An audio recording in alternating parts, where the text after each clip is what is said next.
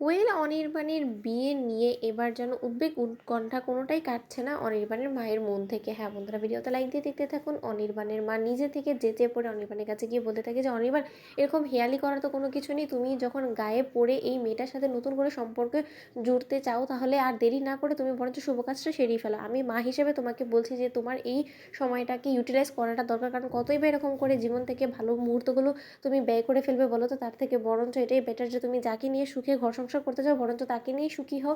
অন্তত আমি বেঁচে থাকতে তো আমার ছেলেটাকে সুখী হতে দেখে যেতে পারবো, এতটুকু অন্তত আমি মরেও শান্তি হবে। নয়তো বা আমি মরে গেলে তো ভাববো যে আমার ছেলের হয়তো বা কপালে সুখই লেখা ছিল না কোনোদিনও, তাই হয়তো বা আমার ছেলের কপালে সুখ সয় না। অন্যদিকে অনির্বাণ বলতে থাকে যে মা, তাহলে আমার কানের সামনে ঘ্যান ঘ্যান না করে তোমার যা ভালো মনে হয় তুমি বরঞ্চ সেটাই করো, কারণ এই বাড়িতে আমার এবং কোয়েলের বর্তমানে তো একমাত্র তুমিই আছো গুরুজন আমাদের, তাই না?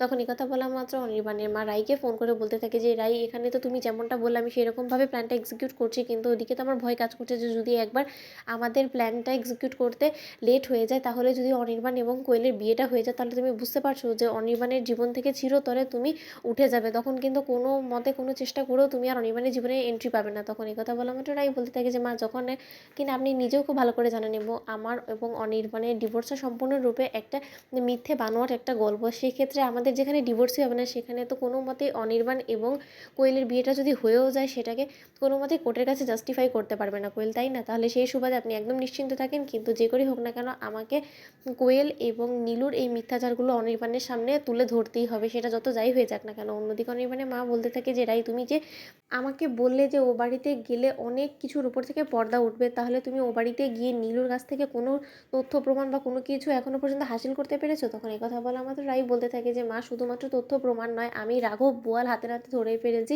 আর কিছু দিনের অপেক্ষা মাত্র, তারপরে নীলু এবং কোয়েলের এই নোংরা চক্রান্তের আমি পর্দা ফাঁস করে দেবো সকলের সামনে, ওদের মুখোশটা টেনে ছিঁড়ে ফেলে দিব।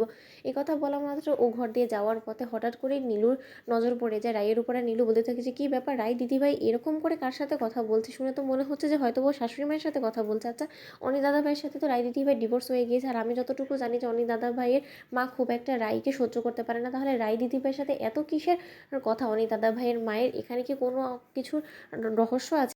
এত হালকাভাবে রায় দিদিভাইকে আমাকে নিলে চলবে না, কারণ রায় দিদিভাই কিন্তু ধুরন্ধর চালু। ও যে কোনো মূল্যে আমাকে বোকা বানিয়ে যদি আমাকে টেক্কা দিয়ে যায়, তাহলে আমি নিজেই উল্টো আমার নিজের জালে ফেসে যাব। অন্যদিকে রায়ের বৌমনি হঠাৎ করে এসে নীলুকে চমকে তার বলতে চাইছে, কী ব্যাপার নীলু, তুমি এরকম করে আড়ি পেতে তখন থেকে কি শুনছো বলো তো? আমি অনেকক্ষণ ধরে তোমাকে লক্ষ্য করছি। তখন নীলুর উপস্থিতি টের পেয়ে রাই নিজের গলার স্বর চেঞ্জ করে ফেলে, আর ওর শাশুড়ি মায়ের জায়গায় ওর বন্ধুকে বলতে থাকে যে হ্যাঁ, একদম টেনশন করে আমি ঠিক সময় মতো অফিসে চলে আসবো। তো বন্ধুর ভিডিওটি ভালো লেগে থাকলে লাইক এবং শেয়ার করে সাবস্ক্রাইব করতে ভুলো না।